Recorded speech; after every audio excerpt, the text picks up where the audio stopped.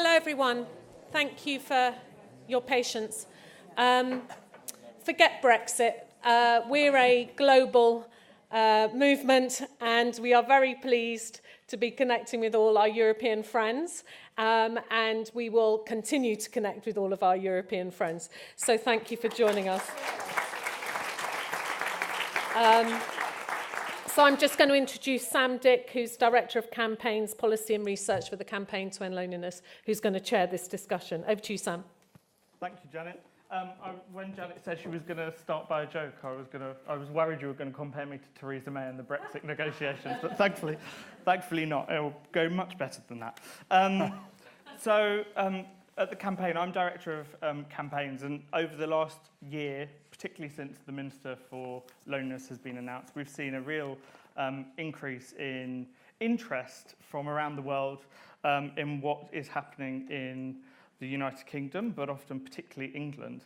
But we're really crucially aware in the Campaign to End Loneliness that we have as much to learn as we do to share, which is why we wanted to bring together a range of different perspectives here today to discuss some of their interesting observations about loneliness. And there'll be an opportunity for you to ask questions towards the end.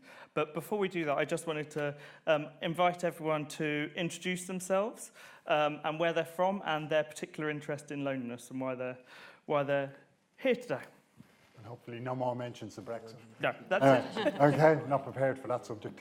My name is Seán Moynihan. I'm the head of an NGO called Alone, and we support older people to age at home. We provide befriending and support services and social activities for volunteers. We also provide housing and technology and one point of contact to help people face the challenges that some face in older life so they can age in their community where they want to be. Hi everyone, my name is Maria. I'm from Denmark. I'm the chairwoman of an organization working with young people from 15 to 30 years old. And our main purpose is trying to prevent and overcome the loneliness among young people. And we mainly do that by having local venues located around the cities in Denmark. Hi everyone, Karen Dolva. A couple of years ago, I co-founded a company called No Isolation. And we actually make technology, because I strongly believe that there is a room for technology when it comes to connecting us and enabling those good conversations. And yeah, that's what we do. Wonderful. Good afternoon, everybody. I'm David Nielsen. I'm representing DaneAge, which is the Danish counterpart of Age UK. But I'm also a steering committee member of our small Danish counterpart of the Campaign to End Loneliness, which is we're trying to translate it into United Against Loneliness with 83 member organizations. So I work in both organizations, not only with the elderly, although that is my main purpose as a DaneAge Humanitarian Consultant, but we completely agree with the minister who this morning said that we have to work against loneliness across all ages, because loneliness is a problem of all ages, and actually Danish statistics prove that young people are more lonely, feel more often lonely than the elderly do. So we have to work for everybody and with everybody. I am Javier Barbero. I am from Madrid. I belong to the council of the city, and we are beginning to develop some My English is not very good, so don't worry. I'm going to read it. It is better. So we are very interested in loneliness because our studies speak about 9.3% of people over the age of 18, they have felt lonely during the past year.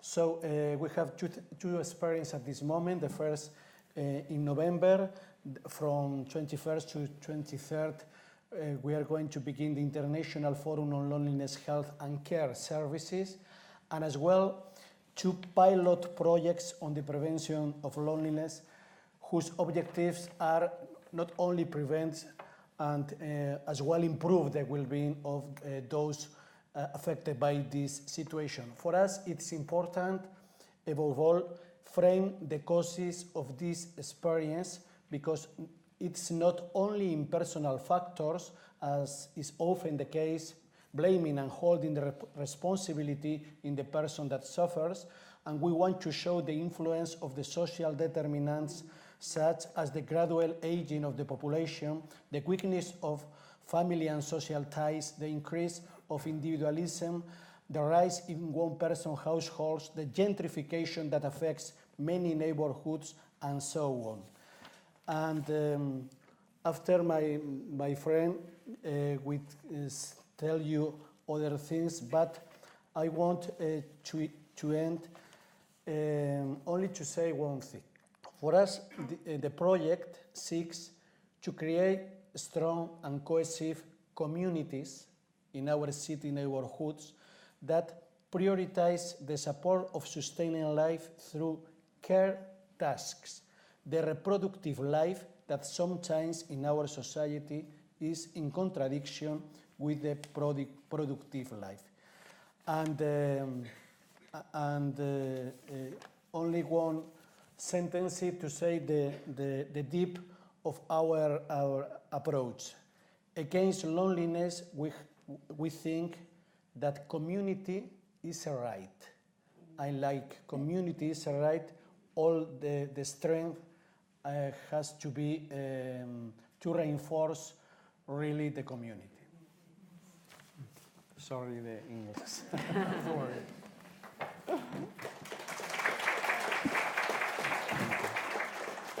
Good afternoon, my name is Javier Segura. I'm part of the team of Councillor Barbero. I'm here only to assist him in our language barrier. As he said before, we are working in Madrid in a community health centers network in which loneliness is part of our topics, in which we develop a prevention loneliness project into neighborhoods of Madrid. Thank you. So I'm going to kick off with what is often a question I get asked, and I've been asked a lot in the last year. A lot of journalists have come from around the world and asked a question once the minister was appointed, which is, why has Britain, or rather England, appointed a minister for loneliness? Is that because loneliness is a peculiarly English problem? Is there something about British people, English people, or the United Kingdom which makes loneliness more significant or more impactful? Clearly that's not the case, but nonetheless we have to recognise that each culture has different causes, factors that influence loneliness in their societies. So I just wondered if you had any observations, having potentially spoken to people around the world, come here, what are the cultural aspects that you've observed around loneliness in your own countries and elsewhere? Do you want to start? I suppose the great thing about, appointing a Minister for Loneliness is responsibility. It's leadership. It's actually a thing, and I think that's probably generated a huge amount of interest outside the UK, because in other places like where we are in Ireland, what we're trying to do is actually get a government department or somebody to be responsible. So what we have is a situation where it doesn't fall under mental health, it doesn't fall under the Department of Older People, so it doesn't belong to anybody, which means you don't get any progress, even though there's an awful lot of empirical evidence that ultimately it's something we need to resolve. I think culturally in Ireland, we've had a situation, migration's always been a thing of younger people. We've had a huge amount of urbanisation. The last 10 years, we've probably lost 300,000 under 35s, and unfortunately, through boom and bust cycles, it seems every generation we've always had that culture of people going abroad, but that leaves maybe the older people left behind. I think technology, whereas we use technology to gain with older people, that has had a huge impact. Nobody calls around to anybody anymore. You know what I mean? Like, you wouldn't call around to somebody without ringing. Whereas in our culture a long time ago, people would just call in. The kitchen table was somewhere somebody came for a cup of tea and sat down and talked about their neighbours or gave out about their neighbours.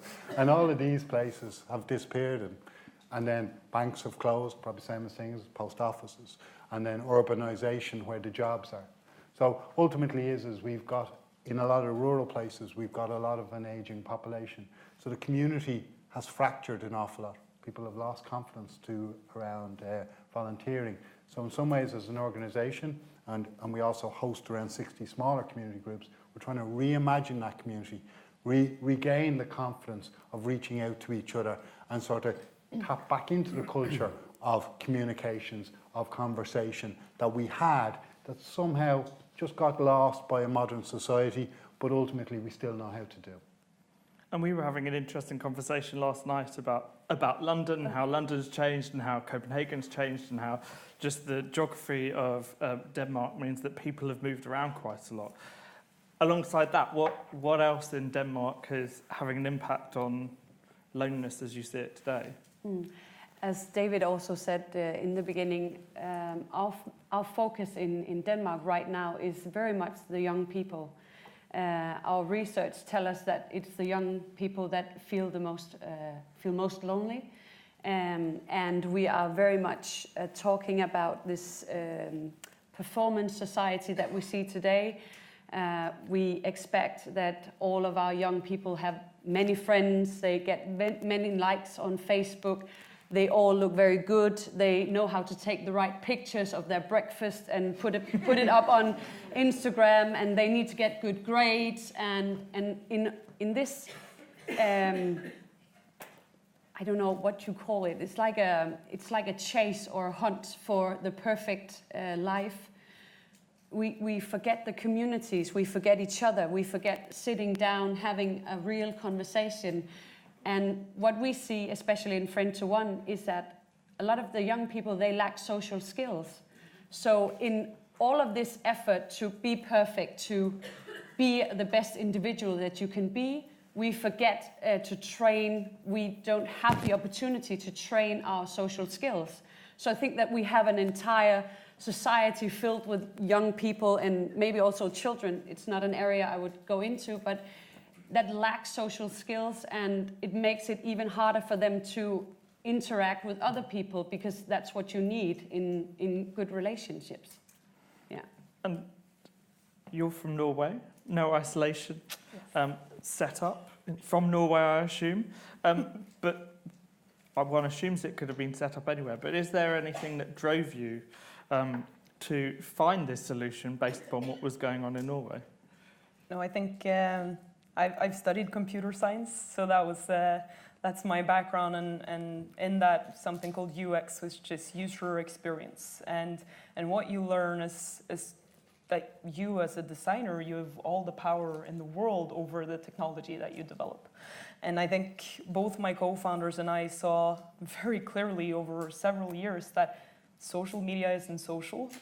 Most of the tech that we're seeing being presented to us today is made to make us more efficient, make a workspace more efficient, and people are forgotten from the equation when it comes to developing tech. But there's no reason why that should be so, and I think that was our common ground. And then we learned about some kids, and it was quite devastating. Children suffering from long-term illness, learning social skills was definitely one of the things that they were missing out on. And we developed this robot for them, and now it's out there and everywhere and really working and making a change. And we started looking into new groups and what happens to you if you start university but you're unable to connect to the people there. What happens to you if you're a senior? Like my grandfather would tell me that you live in a different world, Karen. I don't live in the same world as you, and that's for me insanely sad. I want him to live in the world that I live in.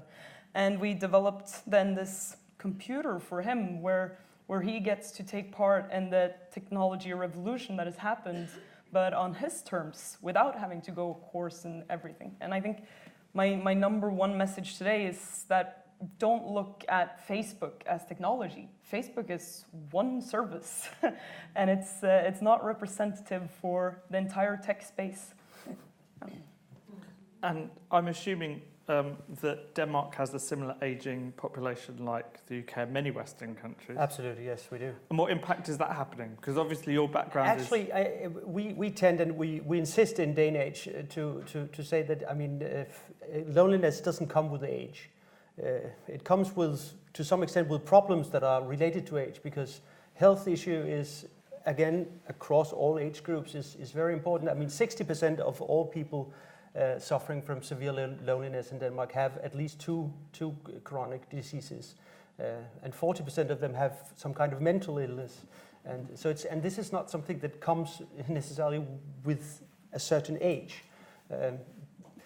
His Lordship this morning, he said, and it's true, that according to statistics, the Scandinavian countries, we have the Scandinavian triplet here, that we are the most happy, and we are the well-being, self-assessed well-being, we score very high. But I think behind these statistics, there would be also hiding a certain inequality as far as well-being is concerned.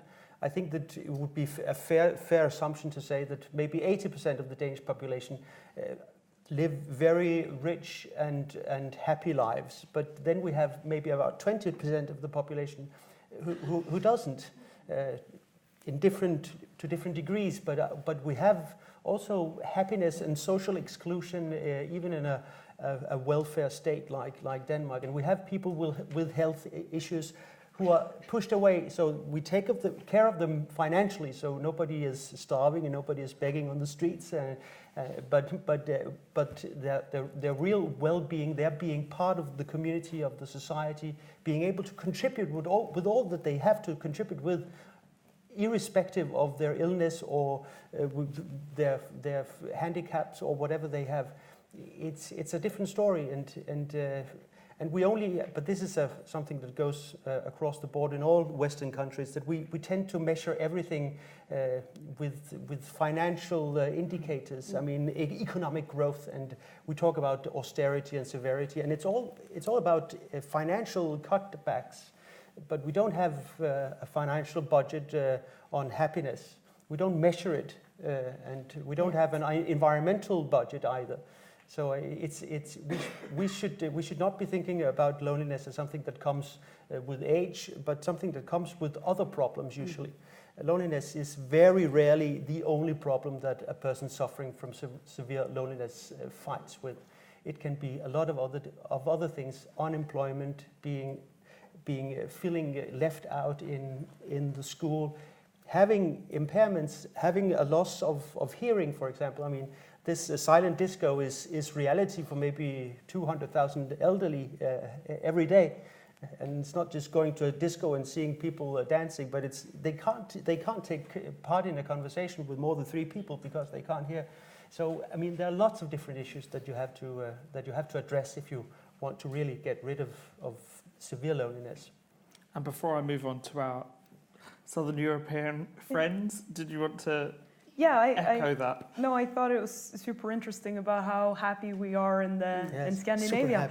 And back to your first question, why is Britain ahead of everyone else? We had Tracy Crouch coming to our offices in Oslo because she was there to talk to the Norwegian ministry, and the Norwegians are looking to the UK. She's absolutely right when she's saying that the whole world is watching what you're doing right now.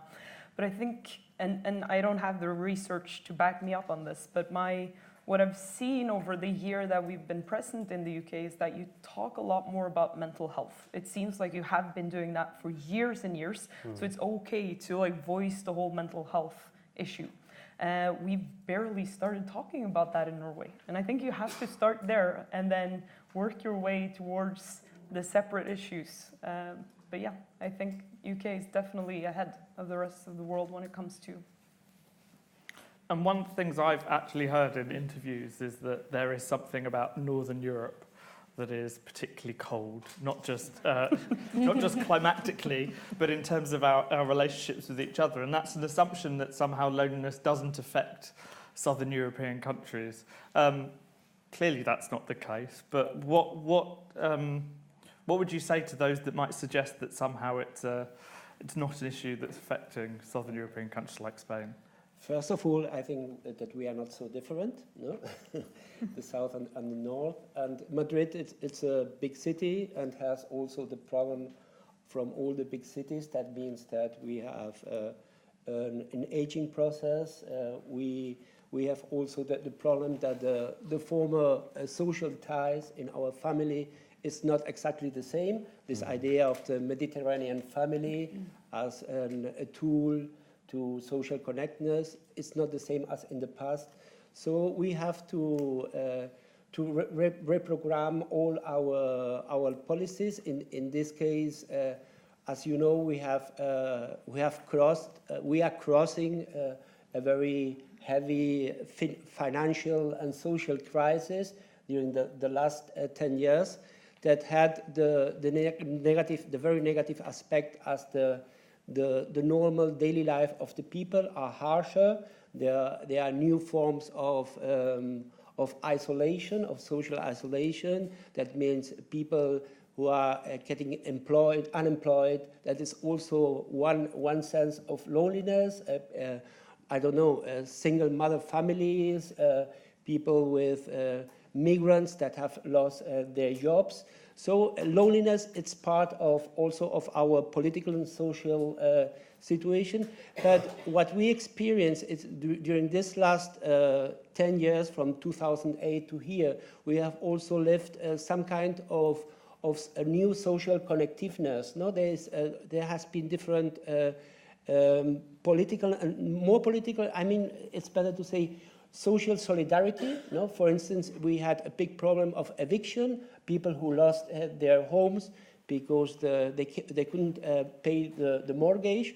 And there has been a big community movement of solidarity so that people don't feel alone, that this problem was not a problem, an individual problem. So, and I can give another example in which we are really optimistic that between this idea of the family as the tool of connectiveness and the state in a welfare state, there is an intermediate level that is the community, in which if we work for stronger neighborhoods, we can give from the public administration and working with social movement, with charities, with NGOs, some kind of input of putting our sun grain, no, in this big problem. No?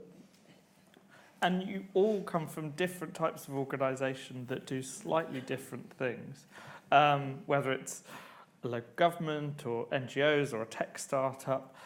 What are some of the most compelling and interesting things that you are either doing or you've seen other people doing in your countries that you think might be useful to share? Because we're here to learn from you as well as share. So do you want to start, Marie? Yeah. Maybe I should start with describing our venues, because this is what we've been doing for the past 20 years, and we are one of the NGOs in Denmark that have the most experience when it comes to loneliness and young people. So what we do is that we have a lot of volunteers in our organization, and they are present at these physical venues. May it be a volunteer center or an apartment or a villa we have rented, it doesn't matter. As long as there's a sofa and a kitchen, it works for us. So the volunteers are there, and the young people feeling lonely, having read about Friend to One, maybe online, or maybe a parent has spoken about it, they come to us, they visit us, and the first time they come, they are greeted with 2 volunteers, having a chat with them, a very informal chat, trying to figure out what is the main issue here. The main issue must, in order for us to take care of this, it must be loneliness, because our volunteers are not therapists, they're not psychologists, they are young people, they are peers. So that's the main point, I think, about our work. And what we do is try to resemble the youth, how it feels to be a young person, because those feeling a long-term loneliness, they have been excluded from the youth for a long period of time. So they maybe don't know what to talk about with their peers in school, what kind of movies to talk about. Maybe they don't know the rules of a board game you play Friday nights when you are having a drink with your friends after school. You don't know what to talk about with others because you aren't living the life of a young person. So we do board games, we make dinner together, we do all kinds of activities, because when you do an activity, first you get to train your social skills, and secondly, you get to experience what it is you do normally with other people. So I think that's practically what works for our young people. And the other thing that's really important is that they come and meet other peers. They come and meet someone they can mirror themselves with and see that, okay, someone else here is also feeling lonely. I'm not the only one. Because that's a feeling we need to eliminate. Because a lot of the young people, they are walking around thinking, I am the only one. And they're not. And could I just ask you a question? Do people have to identify as lonely to participate in these activities? No, they don't. But we are asking, when we have this informal chat in the beginning, we are actually asking, do you feel lonely? Because it's important for us to say the word lonely or loneliness, because if we, an NGO working with loneliness, are afraid to use the word, then how does it feel for others to talk about? And we need to be open about this, because it's a taboo. It's got stigma written all over it, as we heard earlier today. So if we're not talking about it, if we're not making or trying to get the young people putting words on it, then it's really troubling getting out of this this feeling. And is that something that sort of stigma, something that you come across? Yeah, I think that's what the great part of debates like this are, and people here, everybody's motivated around action. Do you know what I mean? We all know ultimately that this is an issue. We're not all quite sure what the models that it can be worked and be scaled, but everybody is taking action for what works in their community. I think naming stuff is really important, because then ultimately is you realise what's going on, and ultimately is we need to take away the shame of that. Sometimes people are lonely because of structural stuff. You were asking about creative stuff. We use a lot of technology as well, right? And so whereas we've thousands of volunteers who visit, we also have apps and tablets for the older people who self-monitor their loneliness. And they self-monitor their own health. So they answer questions every day about mood and all and that. And a wonderful woman I was talking to last week is she was tracking herself, because she's a presence sensor assistive technology in her home. And she says she realised that in 7 days she had only left the house a half an hour a day. And that was to go to the local shop, probably not much interaction and everything else is. And she rang up one of our support workers and says, I think I'll take one of those volunteers now. And that's sort of picking into your point that the technology isn't just Facebook, but the empowerment of actually seeing what was happening in our own world and monitoring our own health and that type of thing I think is where we can actually sort of use the technology to drive human contact. We can use technology to empower people to monitor their own health, because we have other questionnaires around physical activity and everything else is on the technology. So I think we have to be creative with it. But I think the main thing is community activation. And there's people here, I've heard stories today. I didn't know about, somebody mentioned the big lunch stuff and all. These are all great things, and communities decide what's great for them. And I think what we need to do is build the networks and the supports in such a way that all these initiatives thrive. And one thing we spoke about yesterday is that there's some ridiculously high statistic about how many older people in Denmark are actually involved in your organisation, your aspirations. So clearly you're mobilising people somehow. Yes. How are you doing that? How are you engaging? Well, yes, I come from a relatively large organisation. We've got actually almost 60% of all 65-year-olds plus as paying members of DaneAge. So we are at 833,000 members.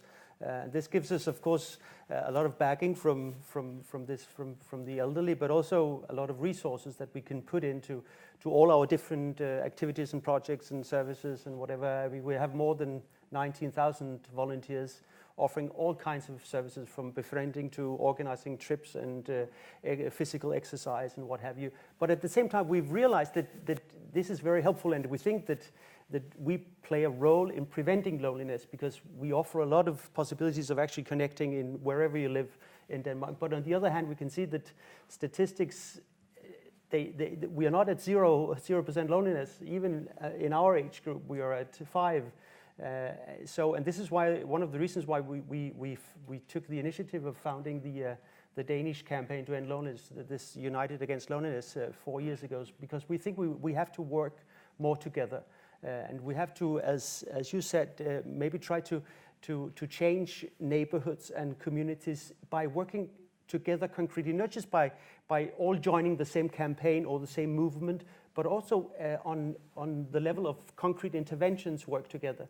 If local charities and local municipality authorities and businesses and local media tell stories about how it is to be socially excluded, but also good stories about what could actually happen when a community says, now it has to stop. We won't, put down your phones and let's start reconnecting.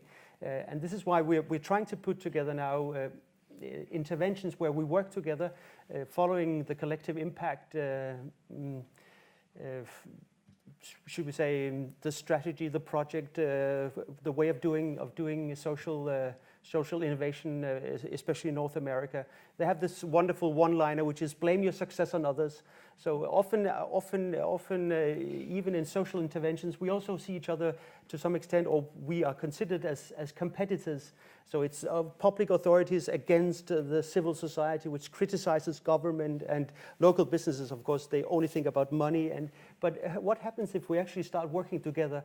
And so that the individual person who is disconnected doesn't see his or her surroundings as disconnected as well, but sees everything as being as hanging together, being put together, so that DaneAge can do something together with people working for the young. We can even have befriending services. Why does a volunteer in DaneAge doesn't have to be 65?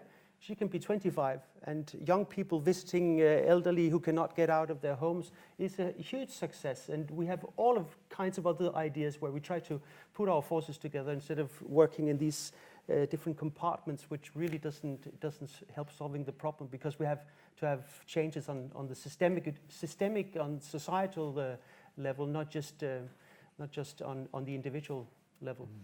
And you're both from a municipal council, and Madrid is one of the biggest cities in Europe. Mm-hmm. So you play a role in bringing some of those different elements together that David was talking about. What are some of the interesting things that you've seen going on in Madrid that have inspired you or helped you, or which you're planning on doing yourselves? Okay.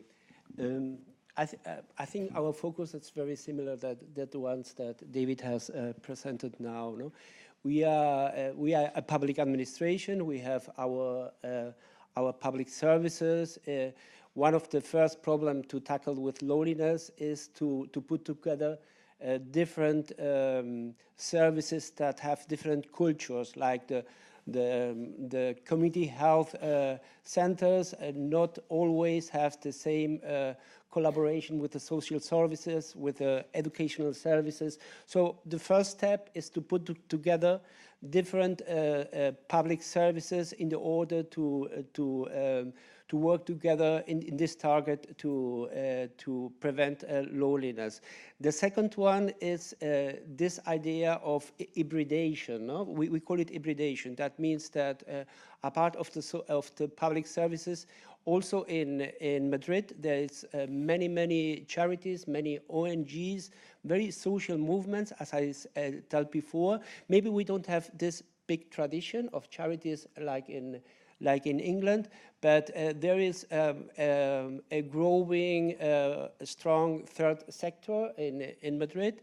And the idea is that it's a waste of resources if we don't make a collaboration, if we don't work together with this sector. And the third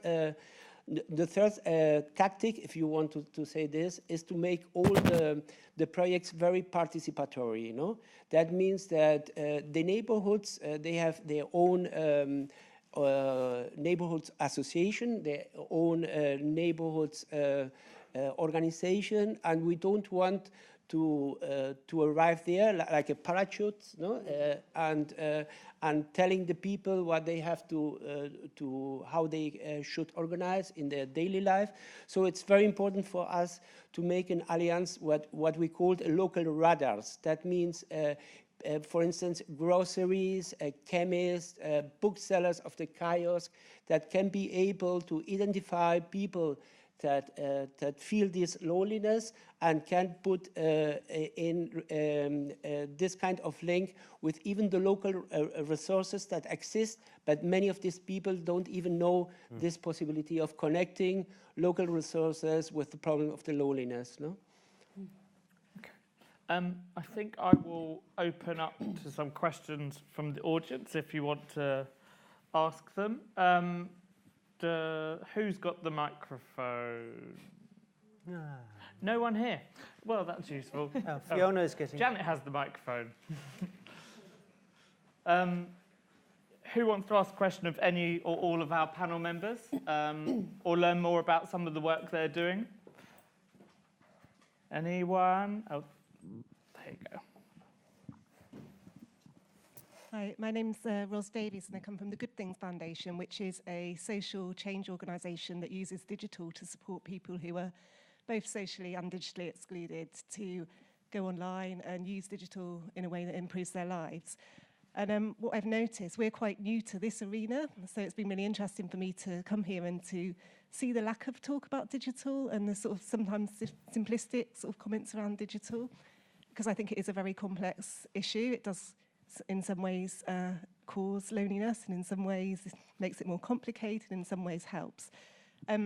But in this country alone, there's 11 million people who are not, who don't have the basic online skills to use digital.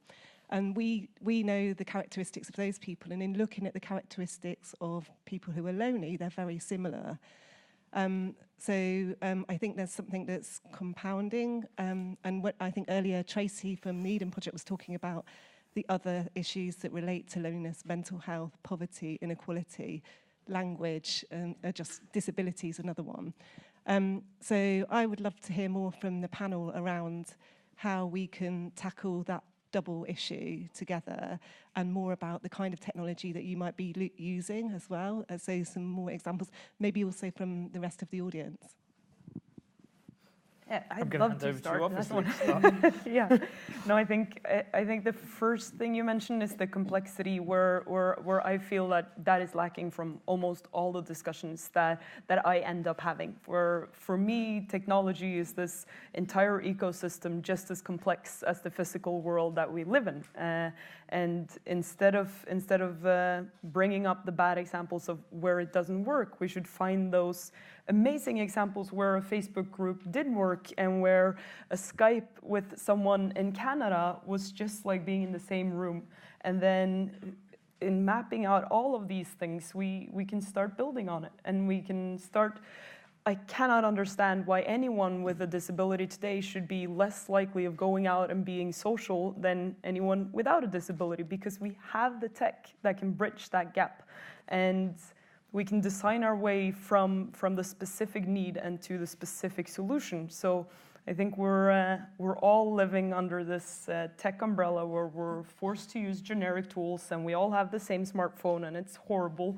And no, we have to like it because it's a thing. And then I don't know. I think there's a lot of room for technology to grow, but in order for that to happen, I think there's different forces that needs to start falling in love with the possibilities of tech and start demanding the good solutions. Because right now, the 25-year-old engineers are driving the whole development. And okay, we can let them, or we can take part and say that, okay, we want it to go in this way as well. So yeah, I'm not sure if it answered all of it. And I think that's a really interesting thing, because there is an assumption that young people benefit from technology and older people are excluded from technology, but that's clearly not always the case. And how do you use technology, or what are your views on how it's impacting on those you work with? What I wanted to say in this discussion is that I think we need more clear authorities where the young people are having their daily life or their daily routine. When you see, for example, schools in Denmark, I teach some of our teachers, trying to educate them in order to be better to notice the people in school, the young people in school that are feeling left out. And so what we try to say to the teachers is that you need to be an authority. You need to tell, for example, tell the kids, the young people, to put away their phones in school. And quite quickly I get this, no, then I'm going to invade their privacy. And I think this is a completely wrong agenda to have today, because we need to be an authority towards these young people, because they do not grasp what this is doing to them. We do not even know the consequences of this massive use of social media, massive use of iPhones, and so I think we need a strong authority in school giving direction for the young kids, the youth, because they don't know it themselves. We don't know it ourselves either. So clearly when we have a problem, so does the young people. I mean, we're also very addicted to the phone, some of us, so yeah. I think we have to sort of embrace the sort of concept of tech for good. Do you know what I mean? And look at it, as you say, as a wider thing, you know, the phone. If you take where technology, we've sort of viewed that technology actually can be of the great benefit to older people. A huge amount, because obviously we work with older people, around helping people age at home. There's one of the major hospitals in Dublin, 20% of all the admissions to the emergency department is for over, and I'm not a doctor, for over or under adherence to medication, right? So part of the tech we're trying to test out at the moment is actually where you can actually dispense medication and use technology to monitor that, because a lot of people over 65 are taking 5 to 7 tablets a day, and there could be confusion, what's twice, what's once, all that. So we can embrace tech to solve these problems and keep people healthy and well. And our experience of working with older people and introducing technology, tablets, all these types of things to people, is that actually people feel included. Oh, this is mine now. And do you know what I mean? And they think it's fun. Yeah. I mean, and people will start engaging with lots of stuff, saying, and now that you're here, what else can I download? You know, and I'm not sure the efficacy, but you might be downloading the Paddy Power app, you know what I mean, or that for people. But people feel actually included, rather than because they know, and they may never have in their working lives, may never have used a computer. They may never have access to these things because of iconography and that. Really, they don't need a huge skill level on it, but with Skype and all that. So I think we need to embrace that technology can solve a lot of problems that ultimately and technology disrupts systems. That's what it's there. You know what I mean? We can bypass all policies, procedures, where multidisciplinary teams don't work together. We can actually solve these problems to get the right people to talk to each other. Do you know what I mean? And people can do consultations by e-health, all of these things. So I think it's something we've really got to embrace. We want to drive human contact, but to ignore, not to acknowledge the whole infrastructure and not to embrace it, not to dive in, I think would actually to leave the people we serve behind. And I think two really interesting points. One is, I think that what you were saying, Karen, it's really important to consider user-led design and working with a whole range of different people when technology is being designed, because it's being designed by someone, and who is it there for? But I think the other really interesting thing, which we haven't started to scope out yet, is that loneliness is to a certain extent the difference between what you want and expect and what you have. And what impact is social media having on our expectations of what life can be? I'm not going to get you to answer that question, but it is potentially having an impact on how we perceive what a realistic life is like for all of us. Does anyone else have any other questions for the panel? My name is Norma Thompson, Chair of Swindon Seniors Forum. We are a voice for the over 55s in Swindon. I would like to ask the panel this question. We have difficulty reaching out to the black minority ethnic communities in Swindon. Do you have the same problem in your countries? Absolutely. So are there difficulties accessing BME communities or any other communities? Absolutely. I mean, first of all, statistics tell us that people who have another ethnic background than Danish are around 3 times as often severely lonely than people with Danish background. Interestingly enough, it doesn't help much to come from a neighboring country, because even people from England or Germany or Sweden would also feel much more often lonely in Denmark than the Danes themselves, and which is something which it's quite interesting in itself that we are so bad at including people from other backgrounds. But also the many different Danish volunteering organizations, they usually don't include everybody. So you would have to have special organizations who know the language of the people that you try to include. In Denmark, of course, we don't have an ethnic group which has been there for centuries or for decades. Most of the people who are immigrants have come during maybe the past 10 to 30 years. So the question is a bit different, because it's not just that they have another ethnic background, but also that they are culturally and linguistically handicapped, because especially the women often don't speak the language very well, and there you have to have. It's impossible, or almost impossible, for an ordinary Danish volunteering organization to reach out to Somali women who can only speak their own language. There you have to, and this is why we're so happy that also in our campaign to end loneliness, we have organizations joining who have both the means and the skills to reach out to different groups and try to integrate them better into society. So we have the same problem, and I think we should work around the problem, at least in Denmark, by having specialists, so people who know the language, who know the culture, reaching out and then try to include them in the larger society or neighborhood. Any other observations? Yes, in our case, we have the same problem, madam, because as we heard this morning, there is a strong association between discrimination and isolation. No? In Madrid, we have only one ethnic minority, that is the Roma people. We have also, of course, problem of discrimination with the Roma people. But the main focus is also, as David said before, about the cultural minority of the migrants. No?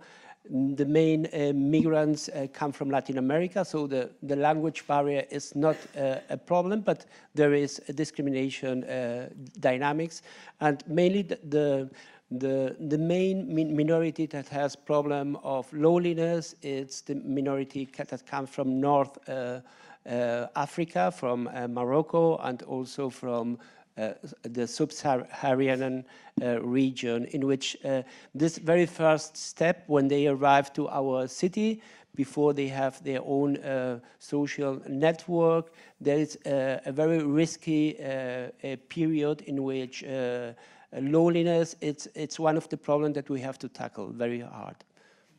And I think in the UK, it's been recognised that refugees and new migrants are at real risk of loneliness, and it's something we experience here. And we've got 4 or 5 minutes left, and in that time, I wanted to pose you a really challenging question, which, well, it's not that challenging, to be fair. But if you had to take home one priority, or tell us your one priority for tackling loneliness, what is the thing that you will prioritise above all else? What would that thing be?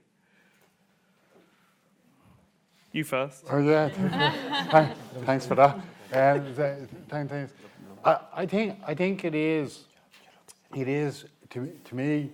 Obviously, we want the leadership to recognise it's an issue. It's a social issue. It's a health issue. But the real thing about that is once we do that, to me, it's the destigmatisation. It's the conversation about it's okay to say I'm lonely, realising that there are things that happen in all our lives that fracture the relationships that stop us from being lonely. That could be migration, it could be bereavement, it could be ill health, it could be family moving away. And those things are part of the life course. They're part of things that happen to lots of people. And I think the big thing for me is if from all the people here, all the effort, we can keep the conversations, I think, destigmatise it, and then ultimately the initiatives will flow. Oh, it's a big question, I think, Sam. Well, you've got to answer it. Yes, I've got to. Yeah, okay. So what I realized again today, this being a conference where we are talking about loneliness and being left out or feeling left out, I keep thinking about the first time. And how important it is to be aware that almost every day we have our first time somewhere. Like today, for example, some of us have had our first time in a conference. And how are we dealing with welcoming each other into this first time? How do we make sure that anxiety and thoughts about, am I going to fit in here? Where am I going to sit? Where can I balance my plate and still look open to conversation? Because this is, we need to network and we need to be peppy, we need to be alert, because maybe there are some cooperation potential somewhere around here. But how do we do this? How do we nurture the first time being a good experience?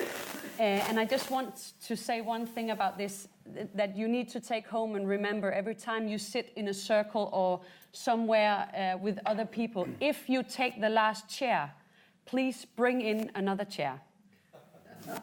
So that's going to be the last word for me. Oh, we have this saying where we hop after a Finn, but now it's hopping after a Danish person, which is probably just as difficult. Nice. Okay, so the question was the one thing you take away. I've been hearing a lot about communities, and it's not that I were unaware before I came here today, but I think my number one challenge moving forward will try to find a way to make communities scalable. How can I take the best of the initiatives that you are doing and so many people here are doing, and find an essence where we can connect that online and in the digital sphere, because I think there's some room for improvement online. Well, my answer would be that I can't answer the question, because one of the big challenges. No, but wait. Of course, it's a cheeky answer, but it's one of the big issues in the combat of loneliness is that we actually have very little evidence about what does actually help. And so this is what I would go home in. If I had only one thing to do, I would make sure that we had much more cooperation with scientists like the professor from the US that we had this morning, much more involvement of science in our social interventions. Because as Tracy Kraut said, if we don't know what actually helps better, then we won't be able to invest our resources the right way. And we have to scale up on that, because we have, hundreds and hundreds and hundreds of interventions and activities, and we try a lot of things, but we have this reluctance, also because it's difficult, but we have a reluctance to measuring impact of what we actually do. And this is stupid. We would never accept that in any other health issue. All patients with cancer are going to be treated in 10 different ways, and then we just cross our fingers and hope for the best. That's not acceptable. So why should it be acceptable when trying to fight anxiety or loneliness or more soft mental health problems? So this is why I'm going home to go on advocating and make sure that the Danish government doesn't just spend 15 million pounds on loneliness or combating loneliness without actually saying some of it has to go to research projects that gives us this evidence.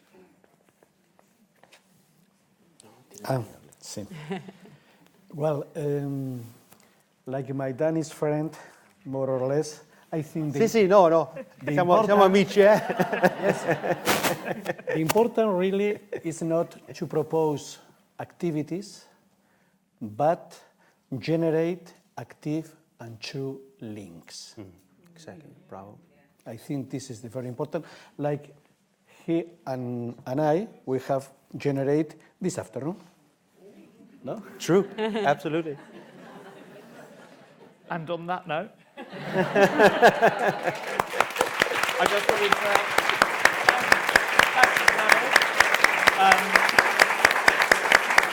who I hope will be around for the rest of the day. But we are really committed to helping people connect with not only different types of organisation and interventions or pieces of work in the UK, but around the world. So if you want to find out more and be put in touch with both the brilliant panellists who've all spoken so well for themselves, but others that we know around the world that might be doing work on loneliness or associated issues, then please do get in touch and we'd be happy to put you in touch with them. But once more, if you could give a round of applause for our panellists.